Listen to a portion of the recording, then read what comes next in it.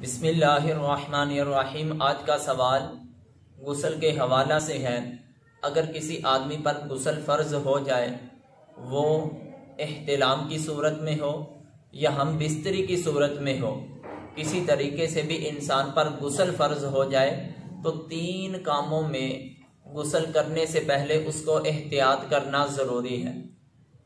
اگر آدمی ان 3 کاموں میں احتیاط نہیں کرے گا تو وہ آدمی گناہگار ہوگا، اور 2 کام ایسے ہیں کہ اگر ان میں غفلت ہو گئی تو اس کی وجہ سے بندے نے غسل کر لیا لیکن 2 کام نہیں کیے تو اس آدمی کا غسل ہی نہیں ہوگا، اس کو پاکی ہی نہیں حاصل ہوگی۔ آخر وہ کون سے 3 کام ہیں؟ سب سے پہلے کام یہ ہے کہ اگر آدمی پر غسل احتلام کی وجہ سے یا ہم بستری کی وجہ سے اس پر غسل فرض ہو چکا ہے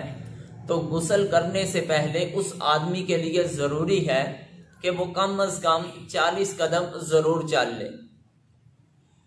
کیونکہ بسا اوقات ایسا ہوتا ہے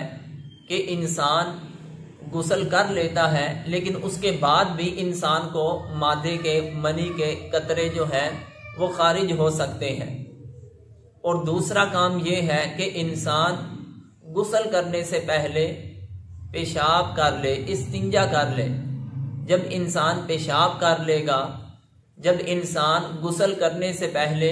40 قدم کم از کم چل لے گا تو وہ جو انسان کو غسل کرنے کے بعد منی کی صورت میں گاڑھا جو قطرہ آتا ہے،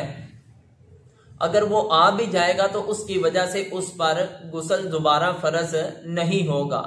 اگر بندے نے یہ 2 کام نہیں کیے، یعنی غسل فرض ہونے کے بعد اس نے 40 قدم وہ نہیں چلا، یا وہ یعنی 40 قدم سے مراد یہ ہے کہ اس کو تسلی ہو جائے، یا اس نے پیشاب نہیں کیا، اگر اس صورت میں اس نے غسل تو کر لیا تھا لیکن غسل کرنے کے بعد پھر اس کو وہ گاڑھے قطرے جو تھے اس کے پیشاب کے راستے سے خارج ہوئے تو اس صورت میں غسل کرنے کے بعد بھی وہ بندہ ناپاک ہو جائے گا، کیونکہ وہ جو گاڑھے قطرے تھے وہ پہلے ہی جو اس کو احتلام ہوا تھا اس کا حصہ ہے، یا ہم بستری کے وقت اس کے جسم سے جو منی خارج ہوئی تھی وہ اسی کا حصہ ہے، لہٰذا اس کے نکلنے کی وجہ سے انسان پر دوبارہ غسل کرنا فرض ہو جاتا ہے۔ اور تیسرے نمبر پر احتیاطی تدابیر میں سے یہ ہے کہ جس آدمی پر غسل فرض ہو جائے اس کے لیے یہ حکم ہے کہ وہ غسل میں اتنی تاخیر نہ کرے کہ جس کی وجہ سے اس کی فرض نماز جو ہے وہ وقت ہی گزر جائے، وہ نماز ہی قضا ہو جائے، کیونکہ اتنی تاخیر کرنے سے کہ ایک تو فرض نماز قضا ہونے کی وجہ سے وہ بندہ گناہگار ہوگا، اور دوسرے نمبر پر کہ جس گھر میں کوئی جنبی آدمی ہو تو اس گھر میں رحمت کے فرشتے بھی داخل نہیں ہوتے۔ اللہ کی بارگاہ میں دعا ہے کہ ہم سب کو